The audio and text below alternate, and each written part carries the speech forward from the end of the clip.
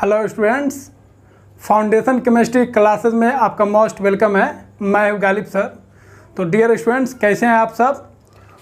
तो बहुत सारा लेक्चर सॉलिड स्टेट का हम लोग कर चुके हैं कंप्लीट। तो आज जो हम लोग सीखेंगे वो सीखेंगे पैकिंग एफिशिएंसी के बारे में। तो पैकिंग एफिशिएंसी क्या होता है वो हम लोग सीखेंगे, और ACC, BCC और FCC जो आपको पहले बता चुके हैं उस सब में किस तरह का पैकिंग एफिशिएंसी होगा वो सब हम लोग जानेंगे। तो सबसे पहले पैकिंग एफिशिएंसी से रिलेटेड कुछ टर्म हम आपको बताएंगे जो उसमें यूज होगा। तो पहले हम लोग सीखेंगे कुछ ज़रूरी टर्म्स जो पैकिंग एफिशिएंसी में यूज होगा। तो पैकिंग एफिशिएंसी में जो टर्म यूज होगा वो है क्यूब का एज लेंथ और जो एटम है जो स्फेरिकल है उसका जो रेडियस है उसके बीच में हम लोग रिलेशन फाइंड करने जा रहे हैं। रेडियस और एज के बीच रिलेशन फाइंड करने से पहले कुछ चीज़ हम लोग ध्यान रखेंगे। ये यूनिट सेल जो है वो ACC हो, BCC हो या FCC हो, वो कैसा होगा? क्यूबिक होगा। ये क्यूबिक यूनिट सेल होगा।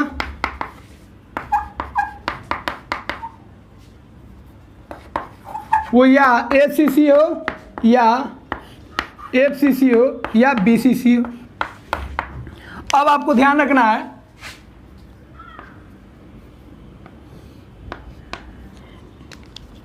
ये जो क्यूब है उसका एज मान लेते A, यहां से यहां एज कितना मान लेते A, तो ये भी A होगा और ये भी क्या होगा? A होगा। तो A मान लेते हैं एज। तो एज ऑफ द क्यूब, इस क्यूबिक यूनिट सेल का एज कितना मान लेते हैं? A। और एटम जो होता है वो स्फेरिकल होता है। हम लोग तो छोटा सा इस तरह पॉइंट देते हैं, वो सेंटर को रिप्रेजेंट करता है, लेकिन एटम कुछ ऐसे होगा। तो एटम जो होगा वो कैसे होगा? स्फेरिकल होगा, स्फेरिकल एटम होगा। तो इसका कुछ रेडियस होगा, तो इस रेडियस को मान लेते हैं R। रेडियस ऑफ एटम वो कितना हो जाएगा? R। या radius of spherical atom, spherical atom होता है उसका रेडियस कितना मान लिया? R।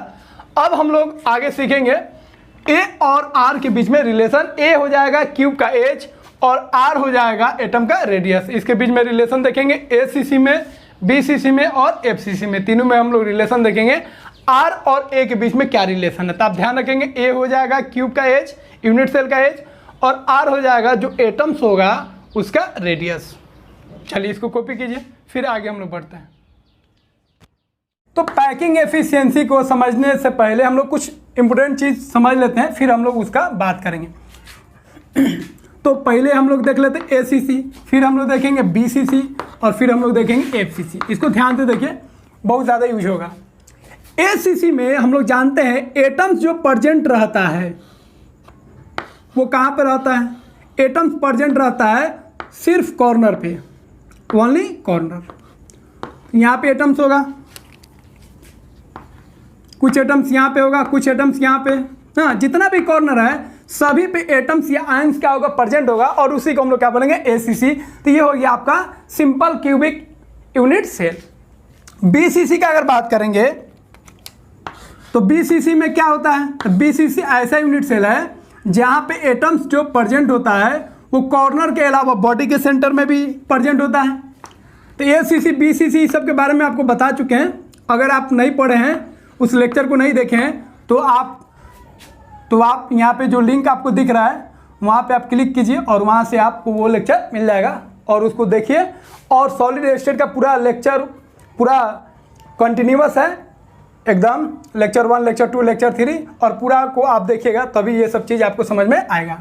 तो BCC में जो एटम्स प्रेजेंट होता है यूनिट सेल के कॉर्नर पे होता है और क्या होता है? बॉडी के सेंटर में होता है। तो एक एटम्स यहाँ पे होगा।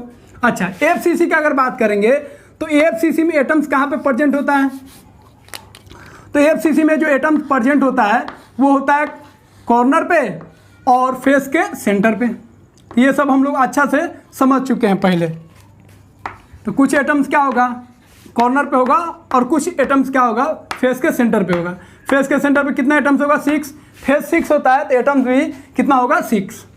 एक ये वाला और एक सामने वाला। तो ये हम लोग ऑलरेडी जानते हैं। अब यहाँ पे क्या सीखना है वो हम आपको बताने जा रहे हैं। तो ध्यान क्या रखना है, ये तो हम लोग एटम्स का सेंटर लिए हैं। अब आपको एक चीज का ध्यान रखना है, एसीसी में एटम्स जो होते हैं, कॉर्नर वाला जो एटम्स होता है वो एक दूसरे को टच करता है। अब आपको ध्यान रखना है, एसीसी में, in ACC unit cell, atoms, corner atoms touches each other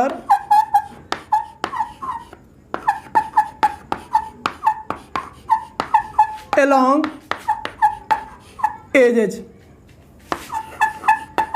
आपको ये चीज ध्यान रखना बहुत इंपॉर्टेंट है। एसीसी यूनिट सेल में कॉर्नर वाला जो एटम्स होता है वो एक दूसरे को टच करता है एज पर, इस चीज को आपको ध्यान रखना पड़ेगा। तो यहाँ पे आपको नहीं दिख रहा है, लेकिन उसको दिखाने के लिए एटम्स को थोड़ा हम स्फेरिकल बना देते हैं। अब ये जितना कॉर्नर है, सभी कॉर्नर वाला एटम्स एक दूसरे को टच कर रहा होगा, लेकिन सभी एटम्स नहीं लेते, हम कोई दो एटम्स ले लेते हैं। तो मान लीजिए एक एटम्स हो गया ये वाला स्फेरिकल शेप में, और एक एटम्स ये कॉर्नर वाला, ये भी स्फेरिकल शेप में होगा। सभी एटम्स क्या होता है, स्फेरिकल शेप में। तो ये दोनों कॉर्नर वाला जो एटम्स है एक दूसरे को टच कर रहा है, उस तरह ये दोनों कॉर्नर वाला एटम्स एक दूसरे को टच करेगा, ये दोनों कॉर्नर वाला एटम्स एक दूसरे को टच करेगा। जितना कॉर्नर वाला एटम्स है सब एक दूसरे को टच करेगा, किसके लॉन्ग, एज के लॉन्ग। लेकिन हम दो ही एटम्स को ले रहे हैं ताकि हम इसको अच्छा से समझ सके। अब आप खुद बोलिए, अब ये स्फेरिकल है एटम, तो इसका रेडियस कितना हो जाएगा, इधर भी आर इधर भी आर, तो ये कितना हो जाएगा आर, और इधर भी कितना हो जाएगा आर। हम लोग जानते हैं जी ये जो क्यूबिक यूनिट सेल है, ये जो यूनिट सेल है, ये जितना भी यूनिट सेल लिखे हैं वो कैसा है, क्यूबिक है। और क्यूब का जो एज है हम लोग मान के चलते हैं कितना, ए। तो इसका जो क्यूब का जो एज है उसका लेंथ जो है वो कितना मान लेते हैं, ए। तो आप ध्यान दीजिए, सपोज ये ए है और ये बी है, तो इस तरह आप ए बी का अगर लेंथ देखिएगा तो आर के टर्म में अगर हम देखेंगे तो आर और आर कितना हो जाएगा, 2r। और यहां से यहां जो लेंथ है एज का वो कितना, ए। तो इस तरह हम लोग लिख सकते हैं ए बराबर 2r। तो एसीसी में अगर हम बात करेंगे यूनिट सेल का एज और यूनिट सेल का जो एटम्स है उसका रेडियस, तो रेडियस और यूनिट सेल के एज में ये रिलेशन होता है। रेडियस डिफाइन करेंगे एटम्स के लिए स्फेरिकल होता है, और एज हम लोग डिफाइन करेंगे यूनिट सेल के लिए। कौन यूनिट सेल, क्यूबिक। तो एसीसी में रेडियस और एज के बीच में जो रिलेशन आएगा वो ध्यान रखना है, ए बराबर कितना आएगा, 2r। बहुत ही सिंपल है, बहुत ही इजी है। अब उसी तरह इसमें आप ध्यान दीजिए, अगर हम बात करेंगे बीसीसी में, तो इन बीसीसी, अब बीसीसी में बात करेंगे तो बॉडी सेंटर वाला जो एटम्स है और कॉर्नर वाला जो एटम्स है वो सब एक दूसरे को टच करेगा, किसके लॉन्ग, डायगोनल के लॉन्ग। तो in BCC corner atoms and body centre atoms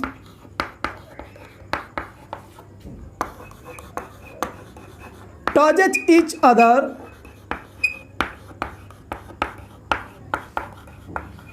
along body diagonal. इस चीज को ध्यान रखेंगे, बहुत इंपोर्टेंट है।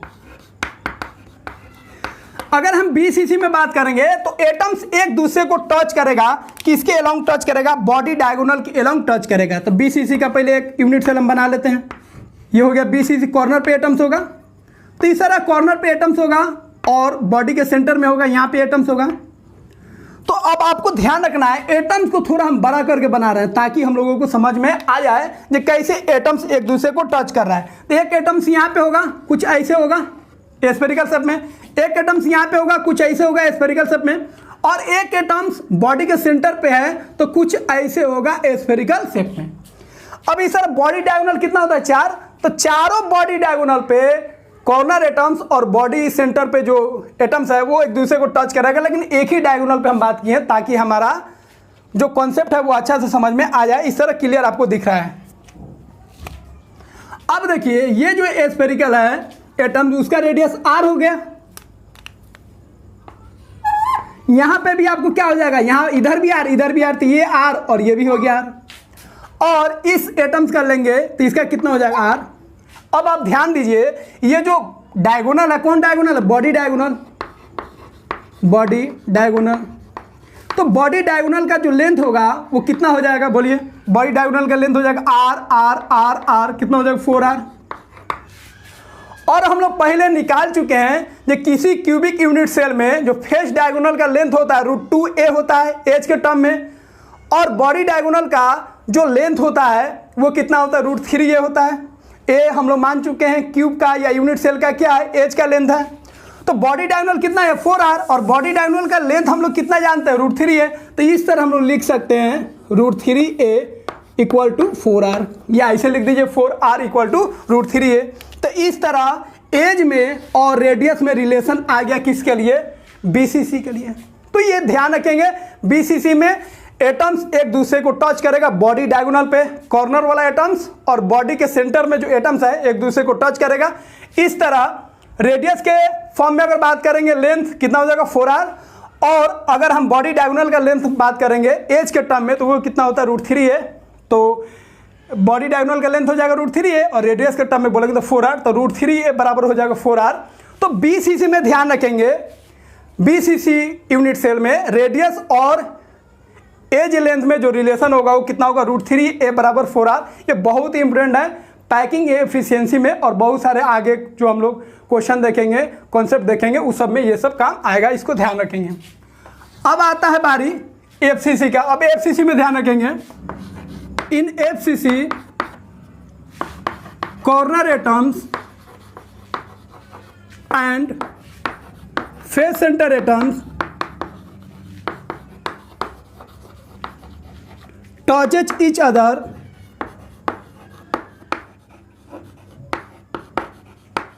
along face diagonal। ध्यान रखेंगे फेस डायगोनल।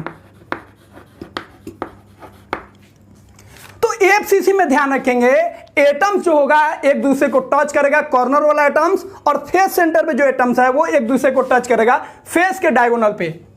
बॉडी डायगोनल पे बीसीसी में टच करेगा और एफसीसी में एटम्स एक दूसरे को टच करेगा फेस डायगोनल। तो एक उसी तरह हम लोग बना लेते हैं।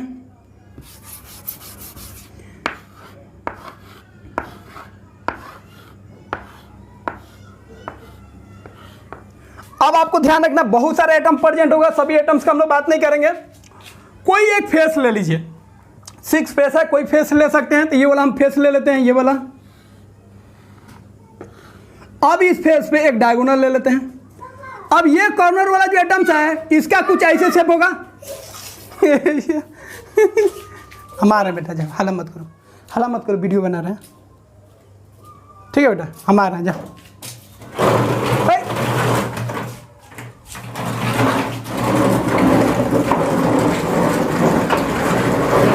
बेटा हाला मत करो, वीडियो बना रहे हैं।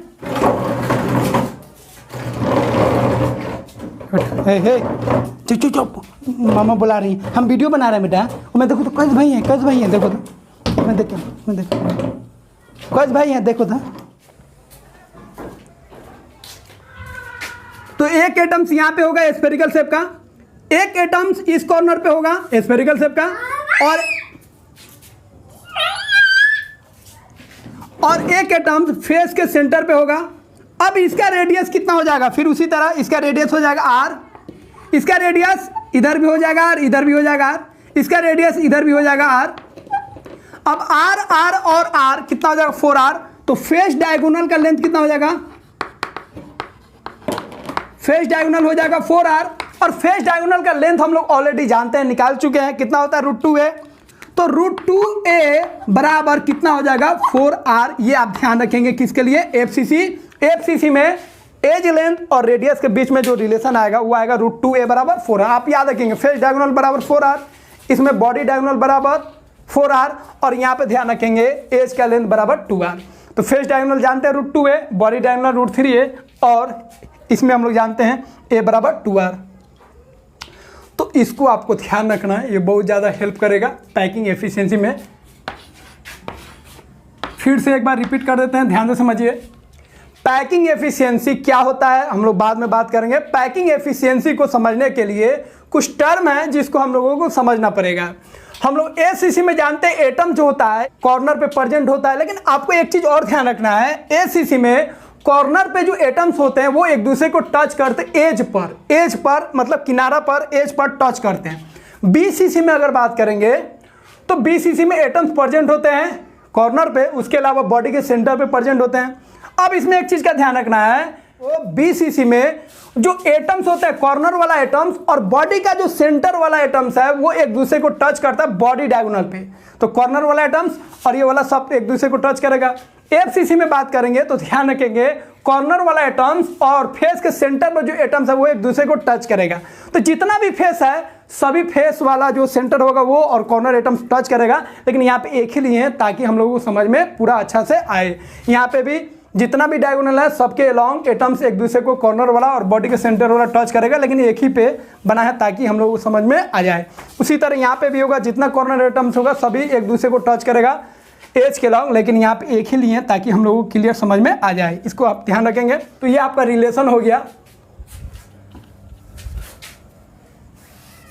इसी को आप लिख सकते हैं रिलेशन बिटवीन एज लेंथ मतलब A एंड रेडियस मतलब R ऑफ एटम, क्योंकि एटम हम लोग क्या मान के चल रहे हैं स्फेरिकल। इसको आप ध्यान रखेंगे। चलिए इसको कॉपी कीजिए, फिर हम लोग नेक्स्ट लेक्चर में हम लोग सीखेंगे पैकिंग एफिशिएंसी क्या होता है और पैकिंग एफिशिएंसी हम लोग कैसे निकालते हैं। ये बहुत इंपॉर्टेंट है, आगे बहुत ये काम आएगा, इसको आप ध्यान रखेंगे। अच्छा एक चीज़ और, इसको आप A बराबर 2R लिखें, यहाँ पे भी आप A बराबर लिख सकते हैं 4R/√3, तो कोई बड़ा चीज़ नहीं है, ऐसे लिख सकते हैं, तो इससे डरने की जरूरत नहीं है। यहाँ पे भी A बराबर कितना लिख सकते हैं 4R/√2, और √2 से जब कैंसिल करेंगे 4 को तो कितना आ जाएगा 2√2। तो ये सब ऑब्जेक्टिव में भी पूछता है, इसका ध्यान रखेंगे हम लोग।